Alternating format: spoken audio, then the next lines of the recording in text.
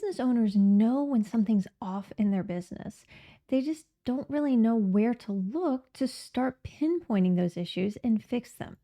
So, today I'm going to show you the three financial reports that are critical that I, as a CFO, use all the time in order to spot these issues, figure out what we need to do to fix your business. So, the good news is you already have everything you need.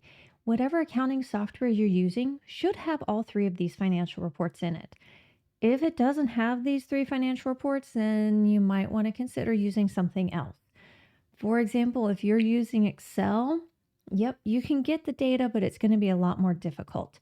I personally recommend always using a actual accounting software because even though it's great to use Excel, especially when you're starting out or Google Sheets or anything like that, there are limitations to using that sort of software as your solution. And over time, as you grow, as your business becomes more complex, you're going to definitely want to utilize accounting specific software so you can get these insights and make it much easier to find the data that's critical for moving your business forward. And these three financial reports are profit and loss, or the income statement P&L, your balance sheet, and your AR aging reports. I check these every single month for my clients. I check these for my own business. These are seriously powerful reports with a ton of information, and it can be overwhelming. I'm not going to lie, it can get really overwhelming, but we're going to look at this in a way that it makes sense and moves you and your business forward. So, generally speaking, our profit and loss is money that came in and money that went out in the form of an expense. Our balance sheet is really what does the business own and what does the business owe? And our AR aging report, AR is just accounts receivable, is who owes us money and for how long have they owed us money, which is, more than a little important because we want to get paid. We don't want to be paying everybody else. I don't want to be someone else's bank account. So let's take a look at a profit and loss. Yours will probably look a little different depending on the software that you're utilizing, but this is a very basic general one that we can look at so that we can really just start looking at numbers to pay attention to. And the first one I want us to look at is right here is income, money that came in, right? So we want to take a look at total of how much came in, and we like to do a comparison. I like to do a comparison month over month. I also like to do a year over year. Depending on your software, there are different ways you can run that. The only thing that's really important is I'm looking for trends. I want to know, what is the business trending? Are we trending up? Are we trending down? Or are we flatlined? Sometimes we want it up. Sometimes we actually do want it down. Sometimes we want it flatlined. It all depends on your business, what you're doing, what your goals are for now as well as for the future. So keep that in mind that none of these numbers are right or wrong. What's important is whether these numbers are trending in the way that we want them to in order to make sure that the business is growing in the way you want. We don't want the business growing too fast. We don't want it growing too slow. And we probably don't want it to just dead in the water. Another important thing is, what are our costs of goods sold? Cost of goods sold is just how much does it cost you to provide the product or service that you sell. And we want to make sure that this number isn't getting too wild and crazy. See this going up to like 70, 80%. Oh boy, howdy, that's not good. So take a look at these numbers. Make sure that at the end of the month, what we brought in is bigger than what went out. Do we still have money left over? Awesome. Everybody looks at the P&L. Everybody looks at that one, and we always look at two numbers, right? We look at the very top line and the very bottom line. What do we bring in and what do we keep? But the balance sheet is what gives us a much fuller picture of the business, because those numbers over on the profit and loss, I'll be honest, it's accounting speak, which isn't the same as English. So what accountants consider to be an expense or a money out doesn't always make the same sense to regular people doing an everyday job. So just bear that in mind when we're looking at the balance sheet, and it'll give you a much fuller picture. When we're looking at our balance sheet, we're going to be seeing our assets, our liabilities, and our equity. If you'd like a much better breakdown on your balance sheet and how to read it very, very easily, I've got a video on that. I will link to it right here. But generally speaking, we have what we own, our assets, what we owe, our liabilities, and then anything that's left over is our equity. This is another area where we want to see this number being a positive. We don't really want it to be a negative. We want to have decent amount of money hanging out in our assets, in our bank account. We don't want this to be negative. If you have a negative bank account, you need to be checking your accounting software or some entries. Something went haywire somewhere. Should not have a negative in there. Our liabilities are what we owe, and that includes credit cards, because really a credit card is nothing other than a short-term loan. And you pay interest on that loan if you don't pay it off in full every month, which please tell me you do. Please tell me you do pay it off every month, please. Don't hurt me. Don't hurt my heart.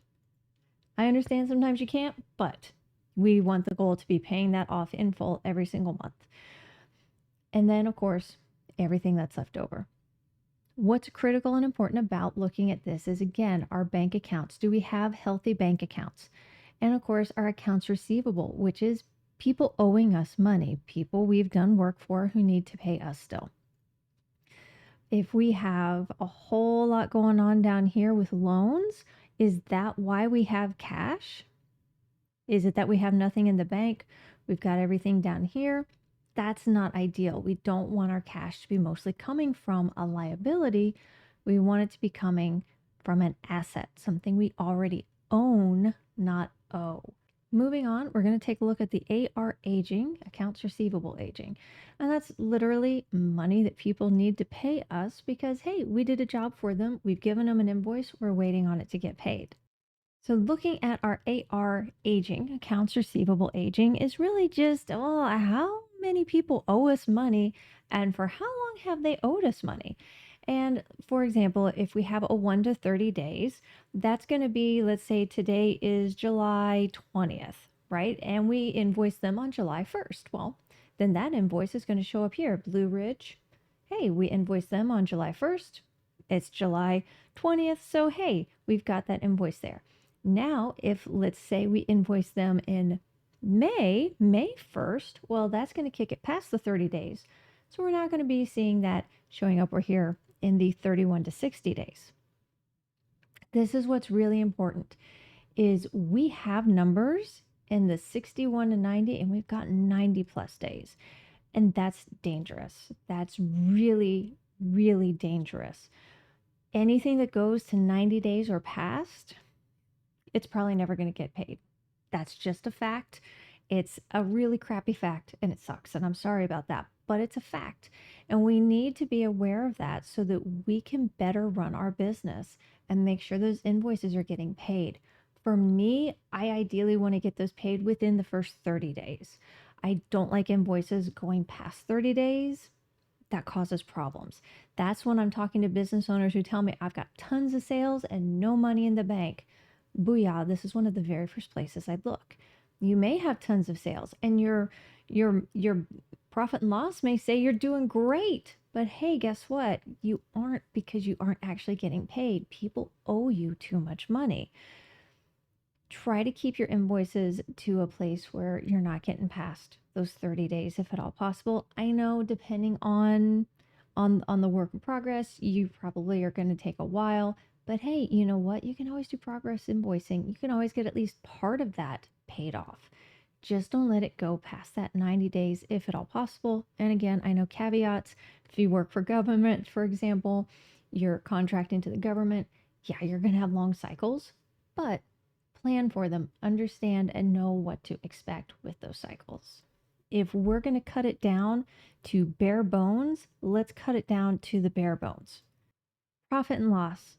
We want to know, did we make money? And then did we keep more than we were spending on our day-to-day spend?